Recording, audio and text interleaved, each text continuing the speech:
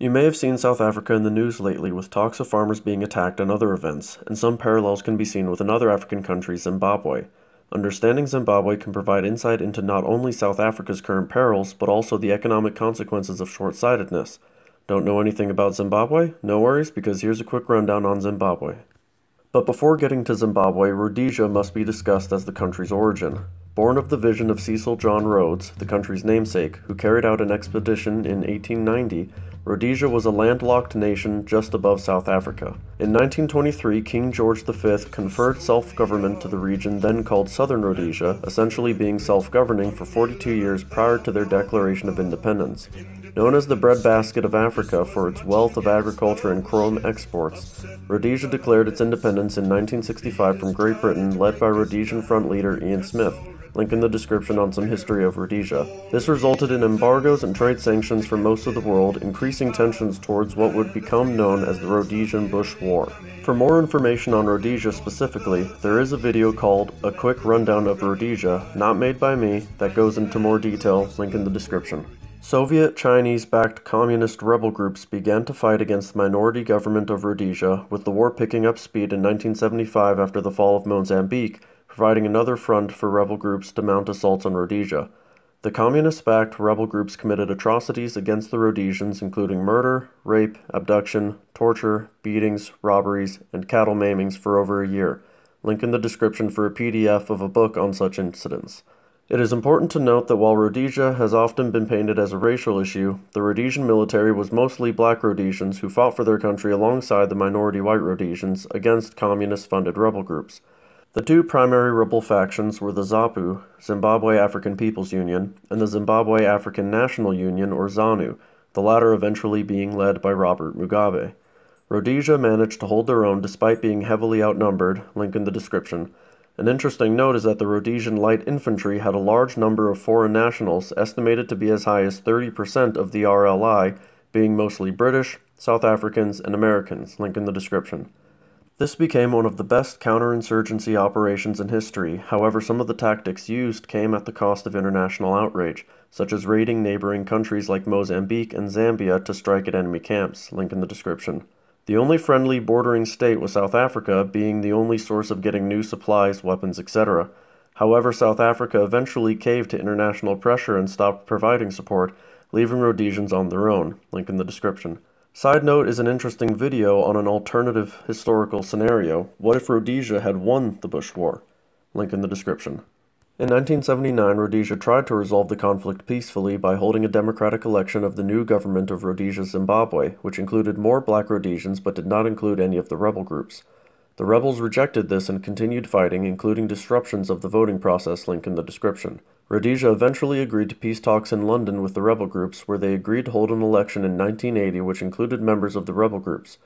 Robert Mugabe, the leader of the ZANU rebel group, would win the election but under questionable circumstances. A third-party investigation showed, quote, "The guerrillas have for some months been terrorizing and indoctrinating the black population not to vote. Their psychological approach has been most professional." This included burning and destroying some of the villages of the Rhodesian countryside, link in the description for the investigation. Side note is that there were also noticeable American involvement in the election, link in the description. To give an even quicker rundown on a facet of basic economics, which could be a quick rundown video of its own in the future, inflation is the increase of the money supply resulting in the decrease of the value of that currency. For example, if I have the only airplane in the world, that airplane would hold an extremely high value in a free market. However, if there were 1,000 airplanes, then ceteris paribus, all things being equal, those airplanes would not be worth as much because there are more of them, and even more so if there were 100,000 airplanes or 1,000,000, etc. The Zimbabwe government was apparently unfamiliar with this concept, as they printed out Zimbabwe dollars at such a high rate that while the currency was of higher value than the American dollar back around its founding as a country in 1980, the currency had hyperinflation, the worst being in November 2008 as the prices of goods doubled every 24 hours, where a pencil costing a single penny on one day would cost $10.7 million 30 days later, link in the description. Obviously, if the largest bill you have is $100, it would be difficult to carry around enough money to make a simple purchase, so bills of larger denominations were made, to the point where a citizen of Zimbabwe could have a $100 trillion bill, sounding wealthy but being essentially worthless in practicality. To make matters worse, in 2014, President Mugabe called on all white farmers in Zimbabwe to leave, saying, quote, "We say no to whites owning out land and they should go," and "Don't be too kind to white farmers, land is yours, not theirs," after having already seized most of the country's white-owned farms in prior years, which some blame as one of the primary causes, in addition to the hyperinflation, of the nation's economic collapse from 2000 to 2009, with only 150 or so white farmers left in Zimbabwe at the time after thousands were forced to abandon their farms due to a controversial government land reform program over 15 years ago, link in the description. 1 year later, Zimbabwe appealed to businesses and charities for $1.5 billion US dollars, not Zimbabwe dollars, to aid the country suffering from food shortages to save 25% of its population from starvation, link in the description. Around the same time, the Zimbabwe government, led by Mugabe, said it wished to see the return of white farmers, the country having gone a long way from back in the 1990s, when white farmers owned up to 70% of all farmland, link in the description. Having not learned that aggression against the vast majority of your farmers is bad for your nation's food supply, 1 year later, Mugabe said, quote, "We will not prosecute killers of white farmers," providing one more incentive for them not to return to the country they once called home, link in the description. Those who don't learn from history are doomed to repeat it, and that appears to be the case in South Africa, as it now appears to be copying Zimbabwe without apparently knowing the consequences. Just last month, March 2018, the new finance minister of South Africa announced that in the next 2 months or so the government will print out billions of dollars to fight poverty in the same way one fights a grease fire with water. As he said, quote, "South Africans are continuing to be poor when we can print more money to ensure that everybody has it," and "We will print more money and give it to the poor and make all of them billionaires," link in the description.